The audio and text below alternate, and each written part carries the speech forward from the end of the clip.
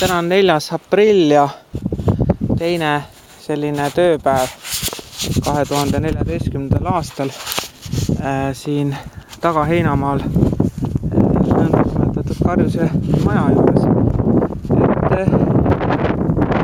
Ma siis kaevasin valmis, osaliselt siin mõni kraav tuli natuke kitsam algus. Kaevasin valmis siis vundamendi kraavi, kuni paeni on see nüüd tehtud. Baas on siin suhteliselt lähedal 20 sentimeetrit, umbes 20-30 sentimeetrit. Ja kahe nööri abil siis ja nende majakate abil, mis meil siin oli, siis tegin selle kraavi valmis. Selline asi, kui sa nüüd nööri tõmbad, siis tasuks tõmmatada üks näiteks 20, panin nagu märkisin oma teada nagu 30 senti, aga ikkagi see natuke nööri äärest võtad labidaga, et kahelt poolt tuleb, et tasub teha nagu 5 sentimeetrit laiem. Ühesõnaga mina tegin niimoodi, et kõigepealt vedasin ühele poole nööri, tegin siis sirge nööri labidaga, siis lõikasin lahti terve selle rea nagu, lihtsalt niimoodi vajutasin labida sisse üksteise järel, lõikasin nagu lahti, siis tõmbasin teise nööri 30 sentimeetrit kaugemale, oleks pidanud tõmba 35, sest reaalselt tegelikult kui sa 35 see vahe märgid, siis kuskil 30 kraav tuleb.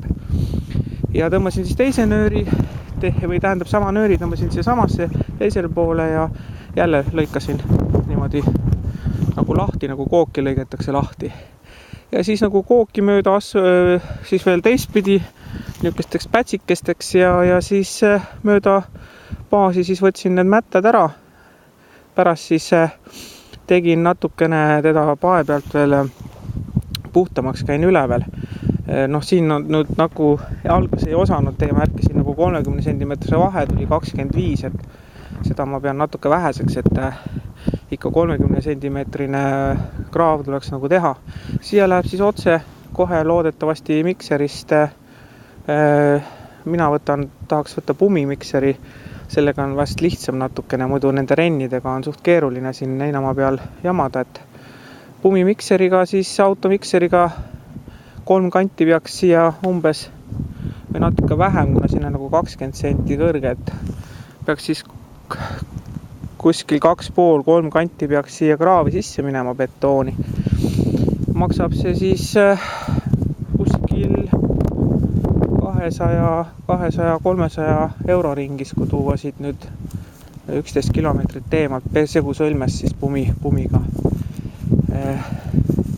Õigemini ma võtan nagu topeltkogus, et pumisse mahub 5 kanti sisse, et siis siia peaks 2,5 minema ja teise vundamendi jaoks ma kavatsen teha on siis samamoodi 2,5, et kokku 5 kanti umbes.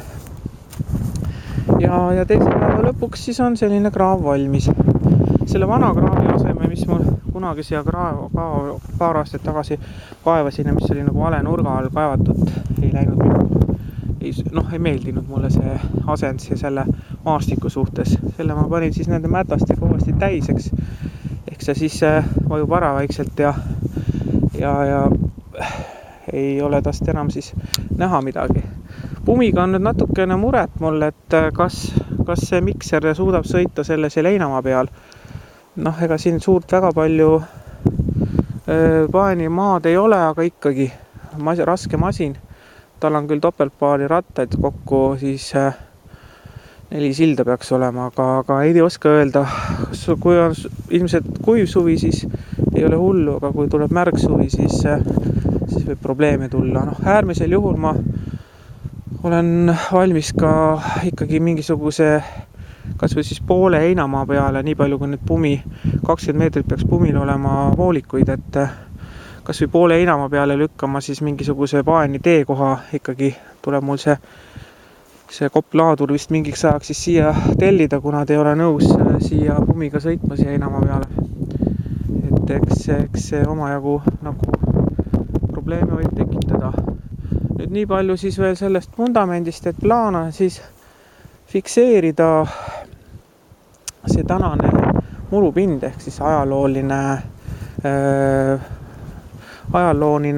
pind, mis siin siis on aastatuhandetega see mullapind nii õhukeseks siia siis selle paekivi peale nagu ka tekkinud, et seda fikseerida, selleks siis tuleb siis selline, see jälg peaks nüüd näha olema, kui nüüd siis tulevikus, siit seest ma tulevikus kaevan ta tühjaks ja siis ülejäänud saalungite vahel peaks juba siis tulema sirgesein, et siis jääb alatiseks siis näha siis see ajalooline, kui siit seest ära võtta paeni, peaks olema ajalooline selline siis pinnase paksus fikseeritud, et siis on näha, see vundamendi taldmik on siis selline krobeline ja ei ole päris sileni nagu saalungid tulevad.